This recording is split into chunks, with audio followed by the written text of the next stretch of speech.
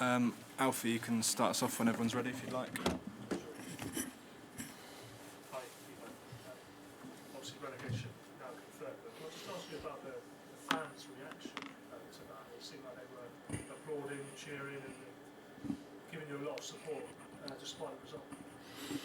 No, for me, it's something completely new experience. I said to the players they have to be really thankful that they had fans like this. It was something incredible, the way they love their team, their squad, even the players that we are relegated. Incredible, for me, incredible. I think they really deserve much more. Every person that works in Southampton has to do it better and create something much more stronger that we create this year.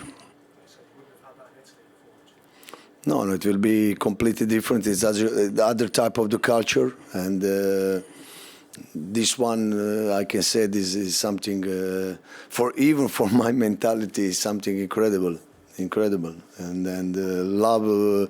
They show love even in these moments. It's great English culture, Southampton culture, incredible. Talked about the structure of the club before, something clearly being wrong to not compete for seasons. Does the club have that structure now to bounce back next year?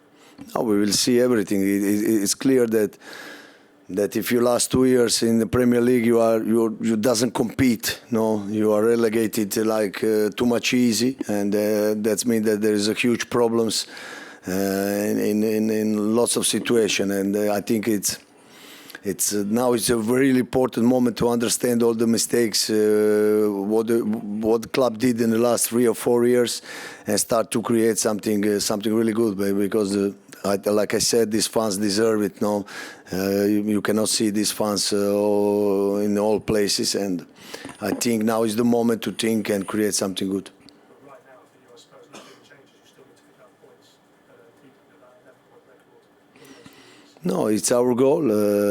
I like it very much today's second half. I think we played really good. In the Crystal Palace game, it was really good. And the goal has to be that, avoid to be worst team in the Premier League history. I think we had lots of young players even today, and they have to learn lots of things. It's a huge experience for them. But I want 7 games like second half today, like a Crystal Palace game, and try to do better.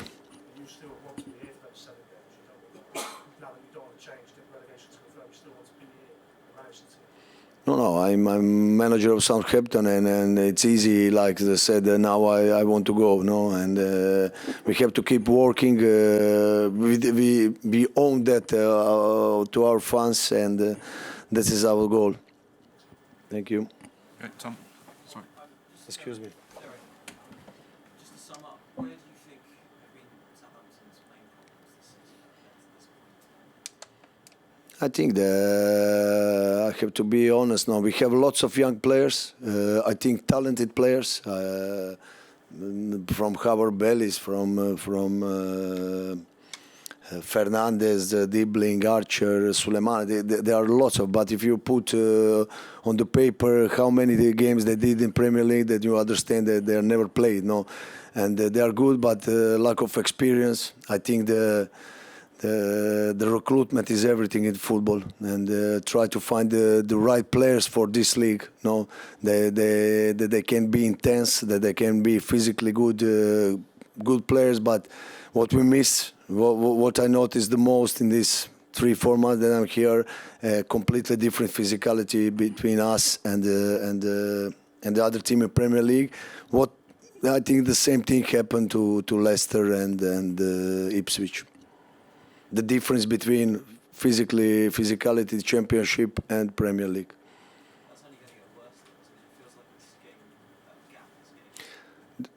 game, The gap is huge, and between Championship and Premier League, and but you have to find from this moment, the player they can grow up, they can improve, not just thinking I want to win the Championship, but create the players that will be ready in the Premier League. This is my idea, no, not to win the Championship and then start to buying, create now. Would